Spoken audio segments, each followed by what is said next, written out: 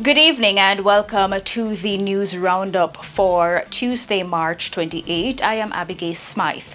Now, before we get into the newscast, please like this video, share your views in the comments, and share the video with your family and your friends.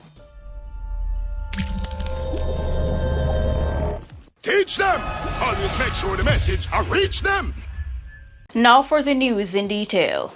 The Ministry of Education is advising that public sector teachers have started to receive their March salaries and retroactive amounts as of Monday. In a statement on Tuesday, the Education Ministry noted that payment was delayed by a number of days as it worked alongside the Ministry of Finance and the Public Service to ensure the accurate processing, converting, and uploading of the retroactive amounts and new salary rates. Education Minister Favour Williams said the ministry was also working with the Accountant General Department and the commercial banks to ensure any glitches were cleared.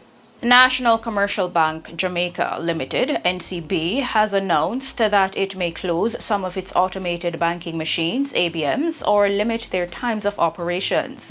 The bank says it made adjustments to its ABM network following a review of the risk profile at each location. NCB says the changes are being made on a case-by-case basis, with possibly the temporary closure of some 24-hour machines at night and or the permanent closure of some locations. It did not list the locations which will see these changes. The bank clarified that machines that were previously vandalized or stolen have not been replaced. Banks have been facing major challenges, especially over the last few months, with increased cases of theft and damaged ABMs. At the end of 2022, according to the Bank of Jamaica's latest Payment Systems Bulletin, there were 824 ABMs across the island as against 793 at the end of 2021. That number has been reduced over the last few weeks.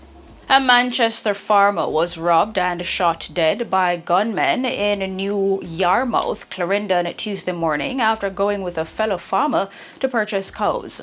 The deceased has been identified as 64-year-old David Noel Dixon, who is also a butcher from Robbins Hall in Manchester. The other farmer managed to escape unhurt. Reports are that around 7 a.m., Dixon and the other farmer traveled to New Yarmouth in Dixon's Toyota motor truck. The occupants reportedly opened gunfire on them from behind. The police say Dixon and his colleague, in a bid to escape injuries, abandoned the truck and ran. The gunmen pursued them and continued firing at them. The other farmer raised an alarm and residents called the police. Upon their arrival, the police found Dixon's lifeless body with gunshot wounds to the back.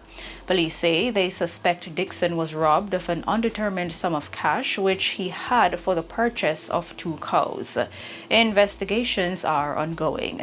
2 men were shot and injured on Chancery Street in the vicinity of the now rebranded Price Right supermarket in St. Andrew Tuesday morning. According to police reports, around 7:30 a.m., 2 men on a motorcycle opened fire at a man believed to be the target of the attack. Another man, who was a passerby, was also shot and injured. Both men were transported to hospital. One of the victims is said to be in serious condition, while the other is stable. Head of the St. Andrew North Division, Superintendent Sharika Service, explains that the assailants escaped into the neighboring St. Andrew South Police Division. Jamaica has recorded 2 more cases of the Mpox virus. Mpox was previously known as monkeypox. According to the Ministry of Health and Wellness, this brings the island's total confirmed cases to 21. The latest cases are from Kingston and St. Andrew and are recorded as locally transmitted cases. One is noted as a contact of a previously confirmed case. The Health Ministry says the infected patients are now in isolation at the hospital and are in stable condition. It also says the Kingston and St. Andrew Health Department has commenced contact tracing associated with the cases. The ministry is reminding the public that the spread of Mpox may occur when a person comes into close contact with an infected individual. It says members of the public who experience warning signs must immediately isolate themselves and call ahead to their health center or doctor before visiting. Two men were shot and killed in Crawl District, Green Island, Hanover, Tuesday morning. It is reported that around 4:30, the men, who are construction workers from Clarendon addresses, were at a premises when they were ambushed and shot multiple times by unknown assailants. The police were called and the men were taken to the Noel Holmes Hospital in Lucy, where they were pronounced dead. No motive has been established for the killing. Police in Montego Hills, St. James, seized 159 assorted rounds of ammunition during an operation on Salt Spring Main Road in the parish on Monday. Reports are that around 10:45 p.m., a search of an unfinished building was conducted in the area, and during the search, the police found 4 12-gauge shotgun cartridges, 34 9mm rounds, 6.38 rounds, 3 7.62mm rounds, 57.22 mm rounds, and 45 5.56 mm rounds. No arrest was made in connection with this seizure. Investigations are ongoing. Eufel Purcell, the People's National Party PNP councillor for the Yorktown Division in the Clarendon Southwestern constituency, says he has reported a viral video of him engaging in a sex act to the police's cybercrime unit. The over 1-minute video showing the nude politician went viral on social media platforms just over a week ago. He said the video, which appears to be a screen recording of footage, involves a woman. The councillor says he was flung into a tailspin and remains shocked that the video went into the public domain. Asserting himself as a victim, he contends that his privacy was violated and that he is hopeful for a full resolution of the matter. He is also dismissing claims that he has resigned from the PNP and from his divisional and constituency roles. He has, however, acknowledged that he was called for meetings last week with constituency and divisional officials where the viral video was raised. He claims that instead of receiving support over his ordeal, he was chastised and faced calls for him to resign. Despite the Clarendon Southwestern Constituency Committee reporting that the councillor tendered a verbal resignation at 3 different meetings, Purcell says he did not submit a resignation letter and therefore remains in his positions. Purcell has been the councillor for the Yorktown Division since 1998 and stands as one of the longest-serving councillors in the Central Parish. In business, the foreign exchange market for Tuesday, March 28, sees the Canadian dollar's buying rate at $109.84 and selling at $110.97. The euro's buying rate is $161.02, while the selling rate is $165.39.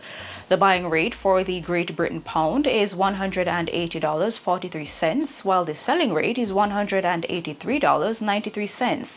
The US dollar's buying rate is $150.14, and the selling rate is $151.65. In the region, 3 people have died and 13 are missing after a boat capsized near the eastern Caribbean island of St. Kitts early Tuesday.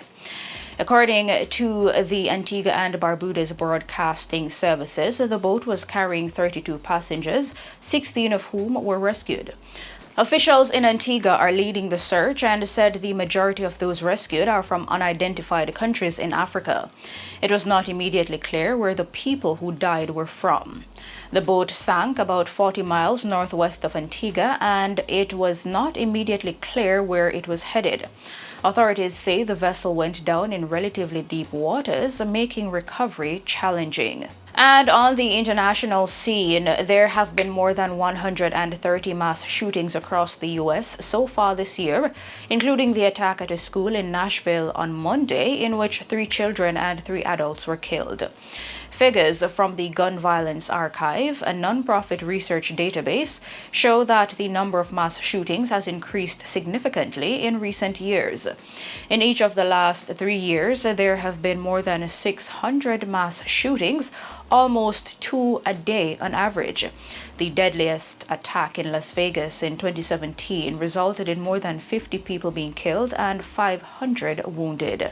And in sports news, despite losing their captain Andrew Vanzi to a second-half red card, Humble Lion clipped Tivoli Gardens 2-1 in their Jamaica Premier League match at the Anthony Spaulding Sports Complex Monday night. Humble Lion climbed to 5th in the standings with 33 points. Tivoli are 9 points clear of relegation, and although it is their first loss in 3 matches, they have not won in 8 games. And that's it for your news roundup for today. Please remember to like the video, leave a comment, and share the video with your family and your friends. I am Abigail Smythe. Have a good evening and see you next time. Teach them! Hey, yo, hello! Send the message and make it reach them. It's teach them. Right here, Warlord representing. Thank you for watching. Like the video before you go. Please subscribe if you haven't done so. And remember to share the video with your friends and family. And browse the channel for more quality content. Until next time, walk good, my friends. Teach them!